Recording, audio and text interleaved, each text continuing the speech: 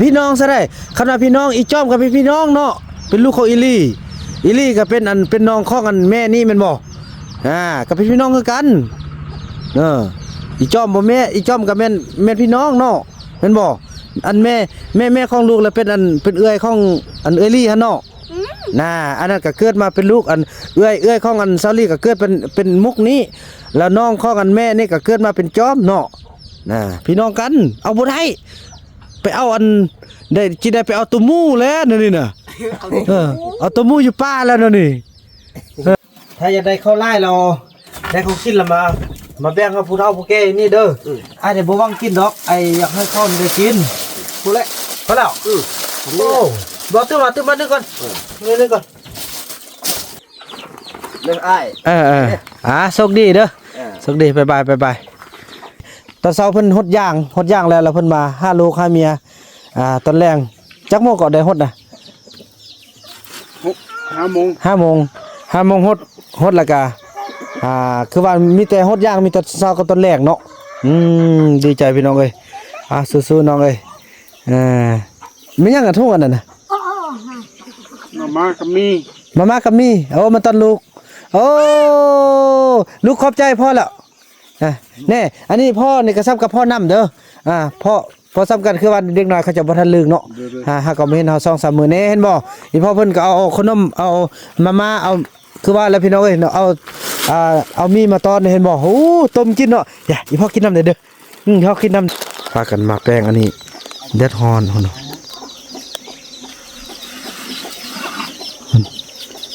แป้งหากันพี่น้องเอ้ย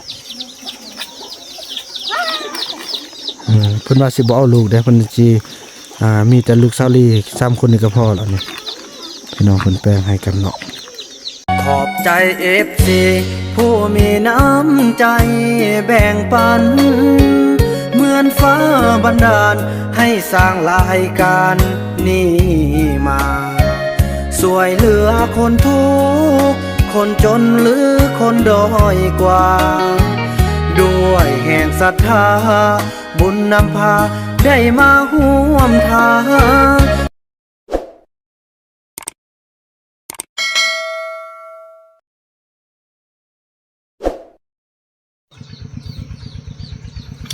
สบายดีท่านผู้ชมสบายดี FC ของบ่าวบุญนำกันเบิดสุขคนพี่น้องบ่ว่าสิอยู่ภายในหรือว่าอยู่ต่างประเทศพี่น้องเนาะ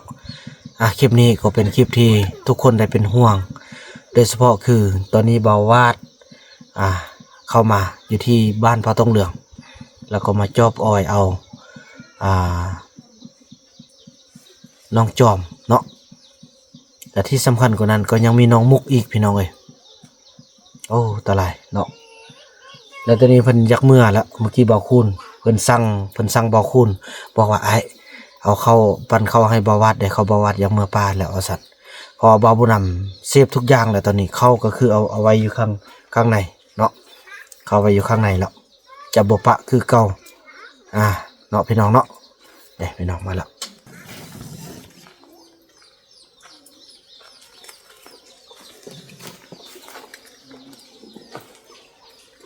น้องมุกเตรียมเช็คกับป้าแต่ว่าตอนนี้ไปส่วนจอมใจแล้ว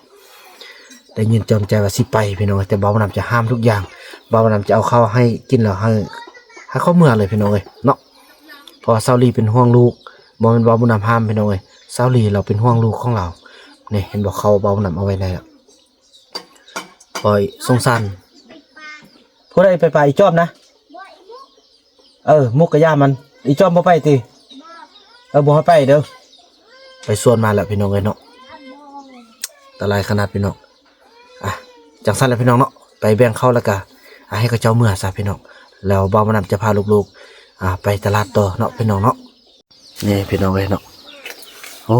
ตื่นต้นซาลียืนบ่เป็นสุขเลยตอนนี้น่าได้ก็ขอให้จุนี้ได้กับป้าก่อนนั่นก่อนเนาะไปทำก่อนไอ้บุญรอดมีบ่มักนุ่งทรงพอนำมาแล้วก็ไอ้บุญรอด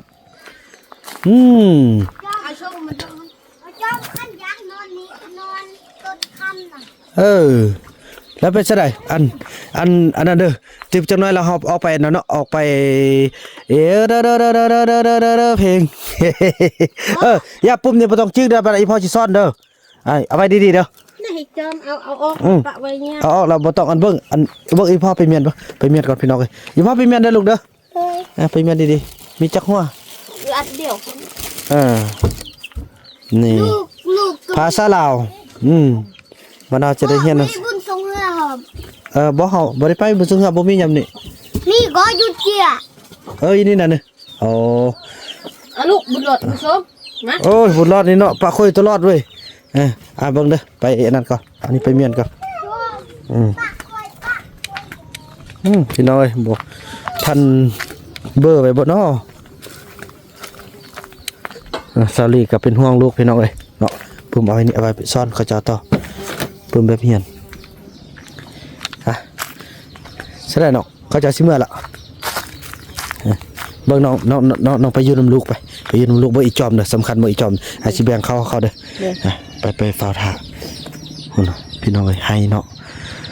ซีดน้ำมูกน้ำลายเลยพี่น้องเอ้ยลูกมุกสิเมื่อแล้วเด้อไอ้วัดสิเมื่อแล้วอยากได้ยังตอนนี้อยากได้ยังไอ้วัดอยากได้ยังเมื่อปลาตอนนี้อยากได้ยังบอกว่าอยากได้เขาเนี่ยอยากได้เขาไปกินไปเบิ่งเอาใส่จีใส่ตัวใดเขานะ มีเป้า มุ้ยเป่าเฮ็ดซะได้ โตนี่ขาดพุดขาดหมด ถ้าไอ้อันลูกสาวมุกนี่ยังขึ้นมาเป็นเศร้านี่สิเอาผู้ใดคือเป็นพวกนะไอ้บ้านนี่เอาบ่ได้พี่น้องกันติบ่เอาบ่ลูกของพี่น้องซะได้คำว่าพี่น้องอีจ้อมกับพี่น้องเนาะเป็นลูกของอีลี่ก็เป็นเป็นน้องของอันแม่นี่แม่นบ่ก็เป็นพี่น้องคือกันอีจ้อมบ่แม่อีจ้อมกับแม่นพี่น้องเนาะแม่นบ่อันแม่ของลูกแล้วเป็นเป็นเอื้อยของอันเอื้อยลี่หั่นเนาะอันนั้นก็เกิดมาเป็นลูกอันเอื้อยของอันซาลี่ก็เกิดเป็นมุกนี้แล้วน้องของอันแม่นี่ก็เกิดมาเป็นจอมเนาะพี่น้องกันเอาบ่ได้ไปเอาอันได้สิได้ไปเอาตัวมูแล้วนี่น่ะเอาตัวมูอยู่ป่าแล้วนี่เฮ็ดซะได้ซอกกันน่ะเนาะซอกอัน ซอกยันพงย่างก็ได้ ซอกทุกอย่างเนาะบัดนี้ผู้ใดอยากได้ข้าวแล้วมาแล้วเอาเครื่องกินมาแลกบัดนี้นะได้ย่างแล้วมาแลกเอาเพราะมันข้าวมันอึดข้าวซอกยากแล้วข้าวแพงราคามันแพงเอาทุกอย่างหน่อยก็ได้เอาพละเล็กพละน้อยไปเอาอย่างน้อยก็ได้นี่ก็ สาวมุกคันบัดอันเฮือนแล้วก็มาเบิ่งเฮือนเด้อมาเบิ่งเฮือนลูกเสียมักกำลังได้เด้อมาเลือกเอาพอจะได้ตั้งเฮือนงามเด้จุคนโสดนี่เอาอยู่นำกันแล้วคนโสดนี่จวนบ่วาดก็สิมาอยู่นำบ่ฮึบ่มาอยู่ติสิมาอยู่บ่ จ้ะคนไทยเขาว่ามาอยู่น้ำ คันคนไทยมาก็มาคันคนไทยบ่มาแล้วบ่มาส่งเนี่ยฮันว่ามากก็มาอันบ่มากก็บ่อยากมาทำบุญนำเข้าก็ทำบุญเข้ากันเนาะเขามาก็มาบ่มาแล้วก็แล้วเนาะบ่มากก็บ่มากันแล้วลองเบิ่งตัวจริง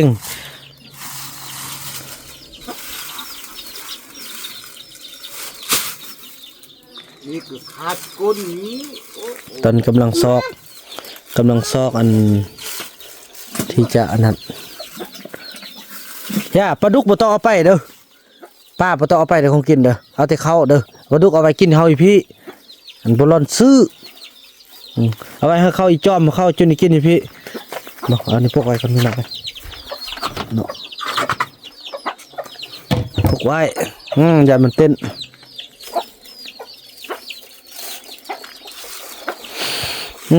มัดคอดเนี่ยมันน้อยลงเนื้อที่ก็น้อยลงได้สะดันใส่ท่องเดียวติฮะแต่บาวัดเปเนาะไป2คนบ่ยันไอ้นั้นเหมาะสมแล้วแหละไปเอาวันนี้ไอ้จะตั้งให้ พี่น้องเอ้ยเนาะไปตักข้าวเพิ่นก่อนตักข้าวให้เจ้านายก่อนเจ้านายนี่ได้อัตรากินลดลงแล้วเด้บัดนี้นะจะได้ไล่คือเก่าบ่ได้แล้วบัดนี้เจ้านายนี่อาจจะได้ให้ซ้ำพอที่ให้ได้แล้วพี่น้องเอ้ยเนาะเพราะว่าอันใดก็อันแพงเด้พี่น้องเอ้ยบ่ได้สิให้คือแต่เก่านี่บ่ใจดีแล้วพี่น้องเอ้ยใจดีไล่มันบ่ดีนี่ขึ้นมาทางนี้เนาะขึ้นมาอยู่หั่นก็ได้อาจจะเอาข้าวให้เด้อไอ้วาดนี่นะกินเหล้าตลอดนะไอ้วาดนี่นะ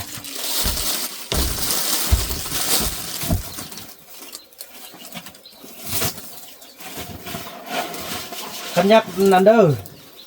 ถ้าอยากได้ข้าวไล่เราได้เขากินแล้วมาแบ่งกับผู้เฒ่าผู้แก่นี่เด้อไอ้เดี๋ยวบ่ว่างกินดอกไอ้อยากให้เขาได้กินผู้เละพอแล้วโอ้บอกตื้อมานึงก่อนนึงก่อน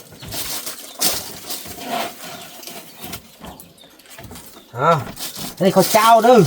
เจ้าพี่น้องเอ้ยเนาะเดี๋ยวจะให้ทีละน้อยพี่น้องประมาณมอง2 โลป่ายพี่น้องเอ้ยเนาะประมาณ2 โลหรือว่าโลป่าย2 โลป่ายนี่แหละพี่น้องเอ้ยไอ้วาดนี่นะไอ้สวัสดนี่โอ้พอดีเนาะคอดเนาะพอดีแล้วพอดีแล้ว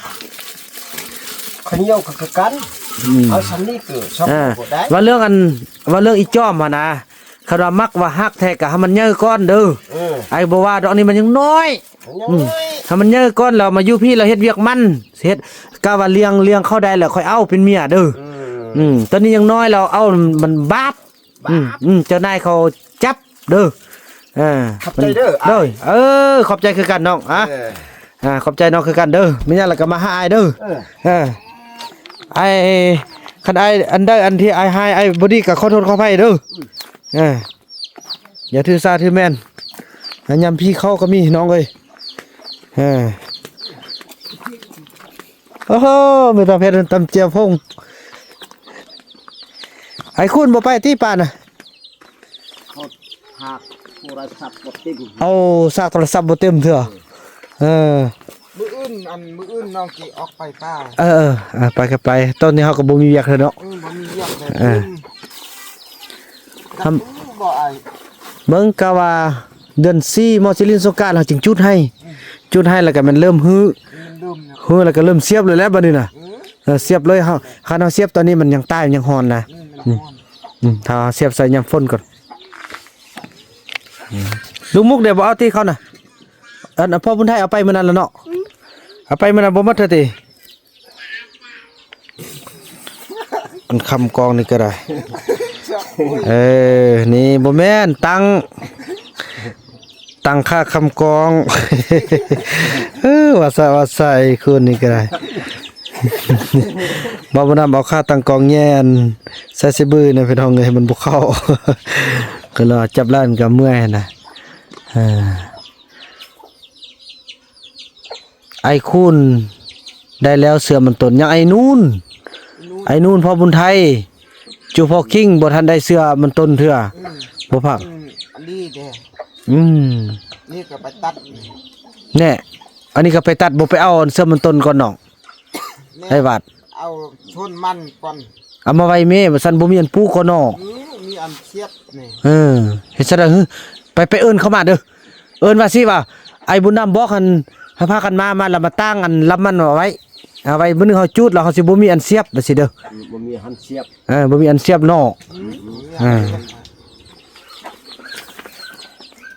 ไปให้นำสู้ก่อนไปเบิ่งไปเอิ้นเข้ามาเด้อมามืดพอท่านจันบ่อยากไปแล้วติไปแล้วเนาะไปมันเท่าแล้วเรื่องอ้ายโชคดีเด้อโชคดีบ๊ายบาย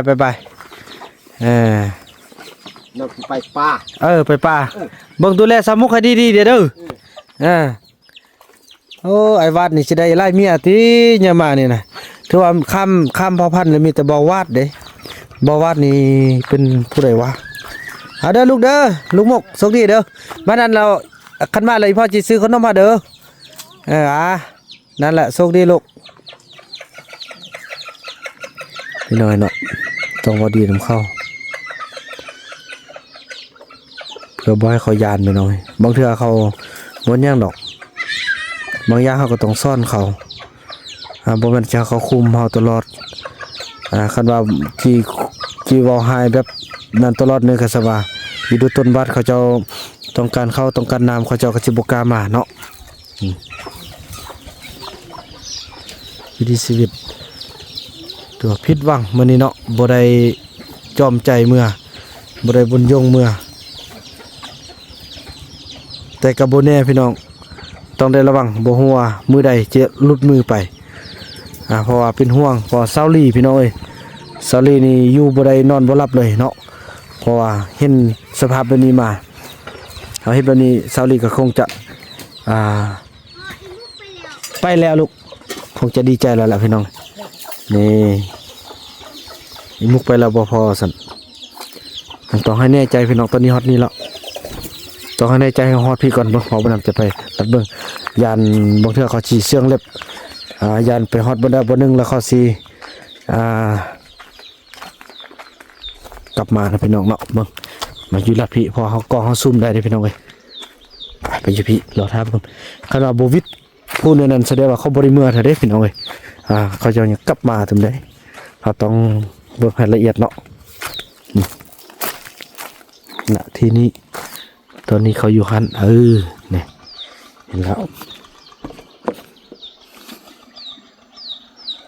ตัวนี้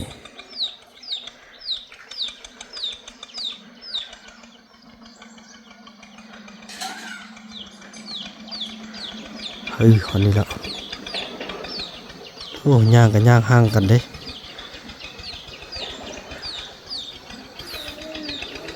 เอาละ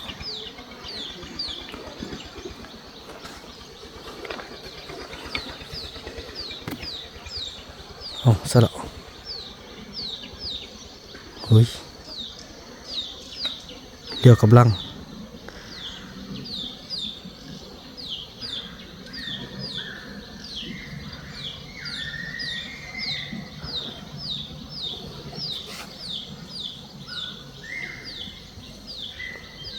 ฮอดบนปากกวยแล้ว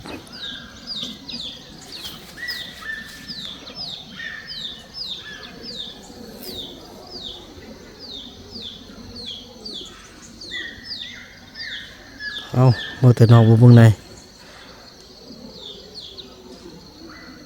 เข้ามาเส้นนี้บ่เอาแกเสื้อแล้วบัดนี้แกเสื้อ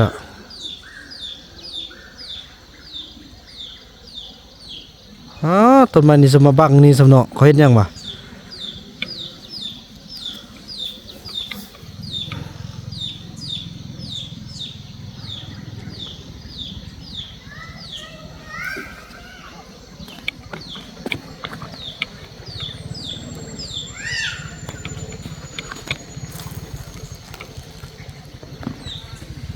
เอาซะแล้ว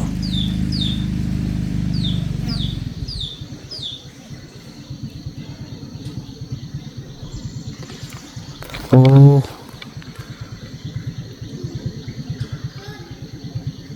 เปเกเสื้อแล้วครับประวัติเปเอาโดยให้มาเดี๋ยวเด้อมาพี่แล้วเบิ้งลูกไปเบิ้งไหมลูกไปเบิ้งเข้าไป ไปเพื่อนเด็ก เมื่อแล้วมาพี่ เอาอีวาดดิ โอ้สบายดีน้องโอ้ผู้บ่าวสลีเพิ่นมายามพี่น้องเอ้ยพอดีเพิ่นมายามเดี๋ยวน้องเดี๋ยวลูกไปหาพ่อไหมพ่อมายามไหมพ่อซื้อขนมไปตอนไหมไปสบายดีพ่อเด้อโอ้พี่น้องเพิ่นซื้อขนมมาตอนเดี๋ยวต้องอันนี้ต้องอยู่พี่พ่ออยู่พี่น้องเอ้ยนี่แหละนี่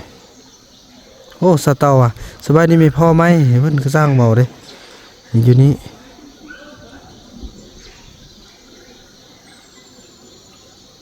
โอ้ยเรือมาบงวอกเห็นบ่บ่นำยืนได้ฮะนะพุ่นน่ะโอ้ อันตราย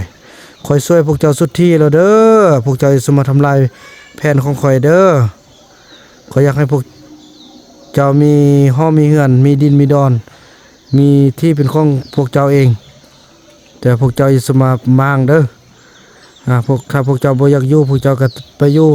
วิถีชีวิตของพวกเจ้าทุกคนที่เขาจะอยู่นี่เขาอยู่นี่พวกเจ้าอยากไปอยู่ป่าพวกเจ้าอยู่ป่าพุ่นเด้อป้าย่างกันระยะห่างได้พี่น้องเอ้ยบ่ได้ย่างหม้อกันบ่วาดน้องมุกมันน้ำลัง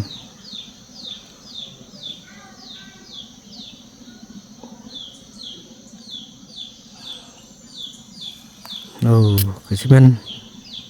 ไก่จะมุมแล้วพี่น้องเอ้ยบ่บ่นำฮู้ดีนิสัยของพวกเขาเนาะเขาเฮ็ดหยังทุกคนบ่บ่นำฮู้หมดพี่น้องเอ้ยแนวคิดที่ว่าเขาเจ้าจะต้องการหั่นนะ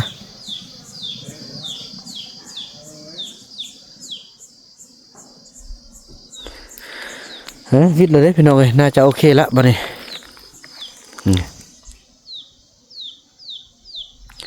ตัวนี้ผู้บ่าวซอลีเนาะตัวที่ว่าเพิ่นมายามเพิ่นซื้อของฝากของตนมาให้ลูกที่เห็นขี่รถจักรมาพี่น้องเอ้ยอันนี้แหละพี่น้องคนเฮาจะฮักกันนะฮักตอนที่โบท่านมีหยังแบบนี้แหละจนมีห้อมีเฮือนหัวมีให้มีหน้ามีทุกอย่างแล้วบ่อึดคนที่จะที่ว่าเพิ่งความสบายนะแต่คนนี้นี่เราจะเที่ยวมายามอันนี้บอกตรงเลยเนาะยามตลอดแล้วก็ทุกอย่างทุกครั้งเลยมานี่ต้องมีของฝากของตนให้ลูกให้เต่าลูกสาวเต่าก็ว่าอันนี้พอไหมนี่สบายดีไหมพอไหมก็สินะน้องเอ้ยคนพยายามโอ้ไม่อยากอันนั้นน่ะลวดไม่อยากมากันเงี้ยเอามากังข้าวสาลีเด็ดทิกอ๋อแดดทึกเพิ่นโหจะได้ดีใจบ่พอดีเจอดีใจเนาะนี่อันเมื่อกี้ลูกสาวเต้าว่าอันสบายดีอันนี้เนี่ยพ่อไม่น่ะเด้เพิ่นน่ะนี่เด้อพ่อเด้อสบายดีบอกเพิ่นเด้อน้องเอ้ยโอ้มากางอันนี้เด็ดฮ้อนเด้อน้องมาแต่ไสเนี่ยพาเนี่ยมาที่พุ่นน่ะมาฟาร์มโอ้มาแต่ฟาร์มพุ่นเซ็ตฟาร์มของเซตพี่น้องเอ้ยเนาะโอ้ดีใจเนาะนี่เพิ่นเอาอันนี้เป็นลวดเนาะเอามาที่พุ่นเลยนี่ตอนเช้าเพิ่นหดย่างแล้วเพิ่นมา5 ลูก5 เมียตอนแรง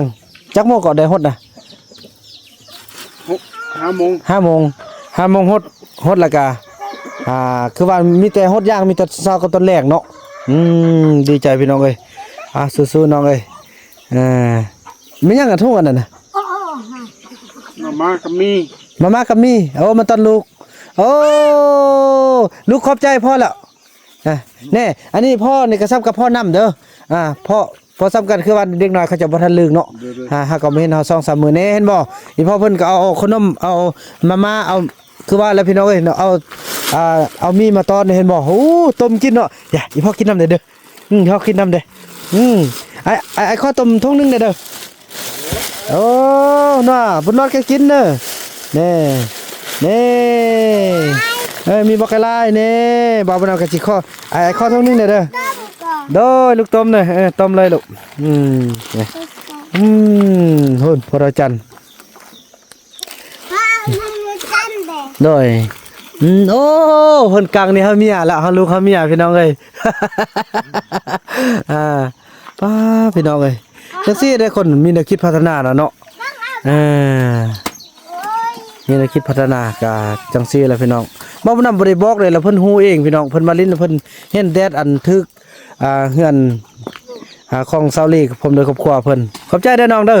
ขอบใจหลายอันนั้นไอ้ไปต้มนี่ก่อนเด้อขอบใจน้องหลายๆนี่นะพี่น้องโดยอ้าวยังหาไอ้หลายแท้ไอ้หาไอ้น้องดิ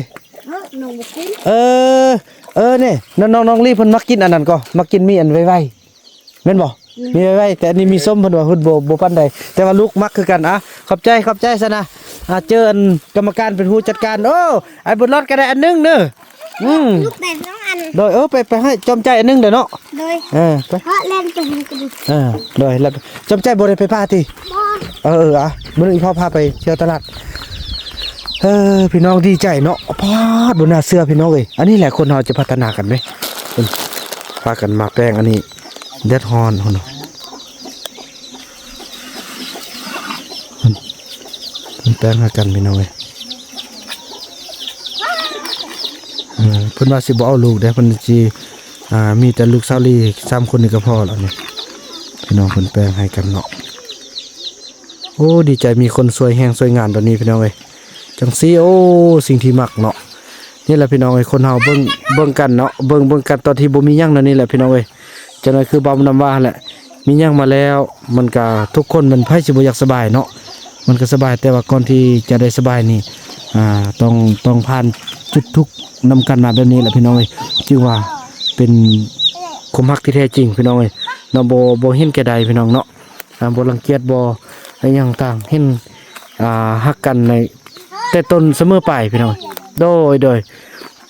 เนี่ยลูกมีหยังกะยาเด้อไปให้ลูกไปให้ลูกก็ไปสบายดีไปโอ้ลมเพิ่นเด้อบ่ต้องอายอันนี้พ่อแม่เฮาผู้ที่จะเบิ่งสิพาเฮาไปเฮ็ดนาเฮ็ดให้กินก่อนเด้อลูกบ่ต้องว่าเพิ่นนั้นเดี๋ยวนี้อันนี้ก็ซ้ำกับพ่อลูกเด้อคือกับพ่อบุญนำนี่แหละคือกับพ่อลูกเอิ้นอีพ่อนี่แหละเด้อฮู้ว่าบ่แม่นพ่อกำเนิดพ่อแจ๊ะนะแต่เป็นพ่อเลี้ยงเด้อพ่อเลี้ยงซอกคงอยู่คงกินมาให้ลูกหาเต้ากินนะเด้อลมเพิ่นลดบ่เป็นหยังลูกจังซั่นเลยลูกไปต้มเลยไปดังไฟต้มไปนะ ต้มขนาด เด้อไปต้มมันเลยต้มน้ำเลยพากันต้มกินเด้อลูกเด้อจะได้พ่อพาไปตลาดเด้อขั้นเด็ด เนาะจังสันพี่น้องเนาะโอ้ทุกอย่างก็เป็นการดีพี่น้องเอ้ยเนาะแล้วก็ดีใจที่ได้เห็นหุ่นแป้งเห็นบ่ขนาดแดดฮอนซะลูกเพิ่นก็ยังมาแป้งให้บ่อยากให้แดดฮอนทึกเบาบ่นำบ่ได้เว้าเด้พี่น้องนี่เขาเจ้ามาได้สังเกตเห็นเอง แล้วลูกไปจี้ก็ได้ โดยถือว่าจังซั่นเลยพี่น้องเนาะถือว่าคลิปนี้บ่าวนำจะขออนุญาตจบคลิปกันซ้ำนี้ก่อนแล้วพบกันใหม่ในคลิปต่อไปเนาะคลิปนี้บ่าวนำขอกล่าวคำว่ามื้อหยังเฮ้ยเฮ้ยเฮียนเว้าพี่น้องเบิ่งเอาฮาจ้ะจ้าเลย ฮาจ้ะ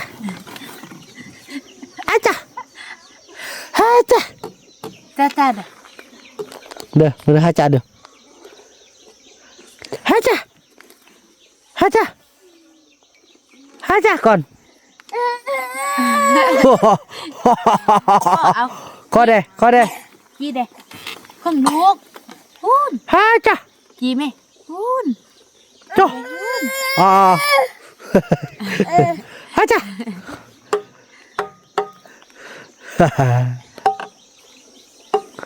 นั่นพี่น้องเนาะจ้าจ้าจ้า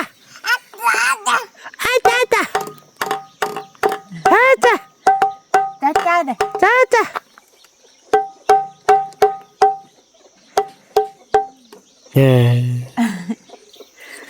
พี่น้องอำลาโดยบทเพลงเลือกเกิดบ่ได้เนาะเพราะว่าเป็นวิถีชีวิตของพี่น้องพอต้องเลือกเนาะ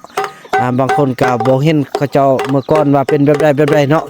ทุกคนอยู่แบบใดแล้วมาเห็นตอนนี้แล้วก็ไปพบอยู่ทางบทเพลงต่อไปนะพี่น้องเนาะแล้วก็จบอำลาด้วยบทเพลงพี่น้องเอ้ยคลิปนี้บ่าวนำขอกล่าวคำว่าสบายดี